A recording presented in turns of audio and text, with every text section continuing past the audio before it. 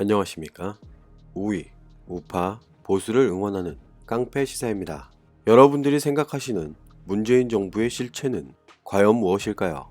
대한민국의 안보, 경제 모두가 무너지고 있습니다. 많은 사람들이 주장하듯 북한 김정은의 대변인 노릇을 하고 싶었던 것이었을까요?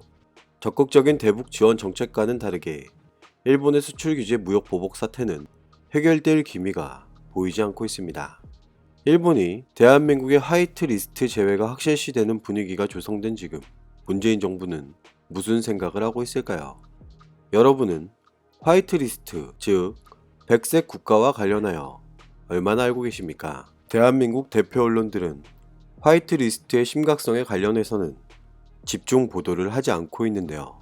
화이트 리스트란 일본이 자국의 안전 보장에 위협이 될 수 있는 첨단 기술과 전자 부품 등을 타 국가에 수출할 때 허가 신청을 면제하는 국가를 얘기하며 다른 말로는 안전보장 우호국, 화이트 국가, 백색 국가라고도 합니다. 자세히 한번 살펴보겠습니다. 일본 정부가 안보상 문제가 없다고 판단한 안보 우방 국가로 일본의 제품 수출 시 허가 절차 등에서 우대를 해주는 상대 국가를 말하며 특히 무기 개발 등 일본의 안전 보장에 위협이 될 수 있는 전략 물자 수출과 관련해 허가 신청이 면제되는 국가를 얘기하고, 통상적으로 해외로 수출되는 제품은 안보 문제 없이 적절한 관리가 이루어지고 있는지 개별적으로 심사해야 할 필요가 있는데, 백색 국가로 지정될 경우 절차와 수속에서 우대를 받게 된다고 알려져 있는데요. 일본이 대한민국을 화이트 리스트에서 제외한다는 것은 안보 우방국에서 제외를 한다는 얘기로 풀이될 수도 있습니다.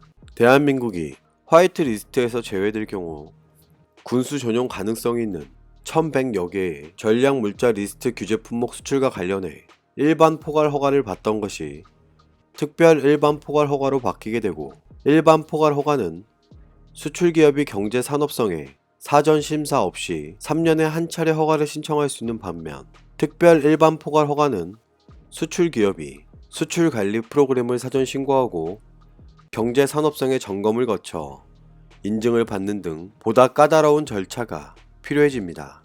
그렇지만 진짜 문제는 개별 허가를 받는데 일반적으로 90일이 걸리는 것으로 알려졌지만, 일본 측의 자의적 판단에 따라 허가 기간을 지연하거나 추가 서류 제출 등을 요구할 수 있기 때문에 아예 불허될 가능성도 제기됩니다. 대한민국 경제를 책임지고 있는 수출 경제, 그 중에서도 상당한 비중을 차지하고 있는 반도체 산업이 일본의 수출 규제로 인해 상당한 어려움을 겪고 있는 지금 문재인 정부는 마땅한 해결책을 찾지 못하고 있습니다. 일부 사람들의 주장대로 북한 김정은의 대변인 역할만 자처했기 때문일까요? 일본과의 관계 회복은 점점 더 어려워 보입니다. 대한민국 외교부는 8월 1일 국회에서 열린 외교통일위원회에 출석해 이런 입장을 나타냅니다.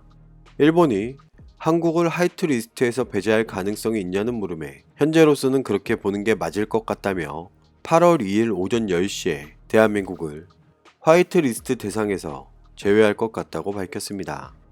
일본의 화이트 리스트 배제 결정이 나올 경우 피해 품목에 대해서는 우리들의 상상을 초월하는데요. 내일 산업부가 발표하겠지만 1200개보다는 적을 것으로 예상한다며, 일본 의존도가 높지 않은 품목도 있고 대체 가능한 것도 있어서 중복 계산을 빼면 상당히 좁혀진 숫자가 나올 것 같다고 주장하고 있지만, 이것은 사실일까요? 문재인 정부의 괜찮아질 거다라는 군중들의 긍정 심리를 이용하는 것은 아닐지 의문을 제기하고 싶습니다. 이미 많은 전문가들이 일본의 화이트 리스트 제외는 대한민국 산업 전반적인 부분에 영향을 미칠 것이라고 주장하고 있지만, 문재인 정부는 그렇지 않은 것일까요? 일본과의 관계 회복은 이미 힘들어 보입니다.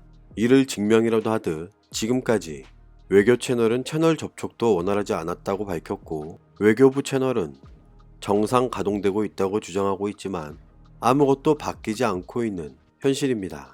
큰 문제 없을 거라던 문재인 정부도 어쩔 수 없었던 것일까요? 8월 1일 일본의 화이트 리스트 제외 시기가 다가오자 문재인 정부는 관계부처 장관들을 소집해 일본의 경제 보복에 대한 대책을 논의했다고 청와대가 밝혔습니다. 이낙연 국무총리, 홍남기 경제부총리 겸 기획재정부 장관, 성윤모 산업통상자원부 장관, 정경두 국방부 장관, 조세영 외교부 1차관 등이 참석했고, 청와대에서는 노영민 대통령 비서실장과 정의용 국가안보실장, 김상조 정책실장, 강기정 정무수석, 윤두한 국민소통수석, 이호승 경제수석, 김현종 국가안보실 2차장 등이 참석했지만 정확한 대책 방안은 세우지 못한 것으로 알려지고 있는데요. 청와대 관계자는 이런 입장을 나타냅니다. 오늘 회의의 주된 내용은 아직 일어나지 않은 일이고 백색 국가로 배제됐을 시 무엇을 할 것인가에 대해서는 계속 논의를 해가고 있고 내일 일본의 발표가 생기면 말씀드릴 내용이 있지 않을까 한다며 입장을 드러냈는데요. 이 말은 아직 어떠한 해결책과 대응책을 찾지 못했다는 말로도 풀이될 수 있지만 일부 전문가들은 문재인 정부가 단계적 대응 시나리오를 잠정적으로 준비해둔 것으로 분석했습니다. 외교적으로 문제를 풀어가고자 하는 입장은 그동안 계속 말해왔고 일본의 백색 국가 제외는 내일로 예상하고 있는데 풀릴지 안 풀릴지는 예단하기 어렵다며 어떤 방식이 됐든 중재가 됐든 어떤 자리에서의 만남이 됐든 여러 방안들에 대해서 긍정적으로 검토할 의향이 있다고 주장했습니다. 일본과의 마찰이 심화되고 있는 지금 문재인 정부가 마지막이라는 심정으로 강경화 외교부 장관을 투입했지만 결과는 참혹하게 실패했습니다.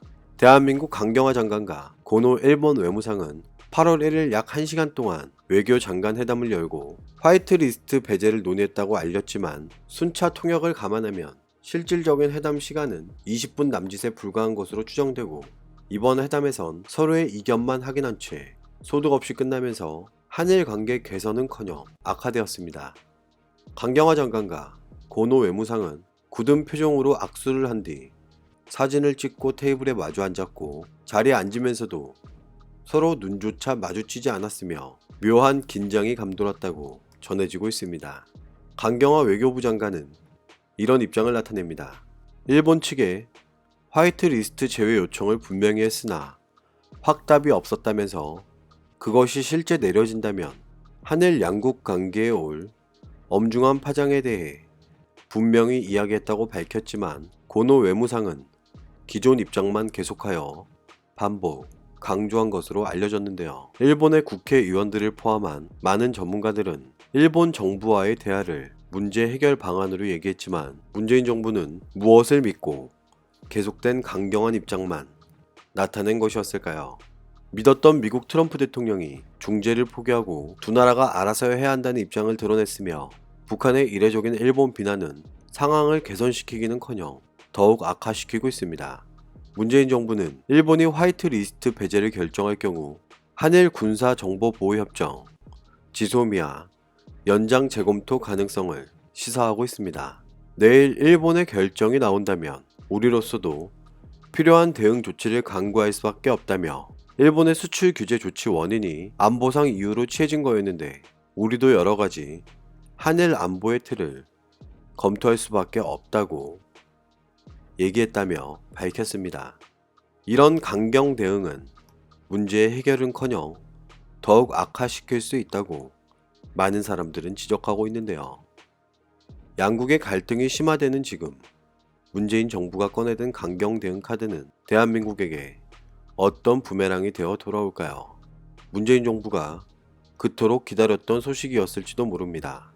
미국 트럼프 정부가 대한민국과 일본의 무역을 포함한 전반적인 문제에 대한 협상 시간을 마련하기 위해 노력하라고 했다는 외신 보도가 잇따르고 있는 만큼 적극 중재에 나설 것이라는 의견이 지배적이지만 미국이 적극 관여하더라도 일본 정부의 실질적인 입장 변화를 이끌어낼 가능성은 굉장히 낮을 것이라고 전문가들은 예상하고 있습니다. 북한은 미사일로, 일본은 수출 규제로 대한민국의 위기가 시간이 지날수록 악화되고 있지만 문재인 정부는 어떠한 해결책도 찾지 못하고 있는 만큼 사실상 굉장히 위험하다고 봐도 무방할 텐데요. 대한민국의 경제, 안보, 어느 것 하나 안심할 수 없는 만큼 모든 것이 무너지고 있습니다.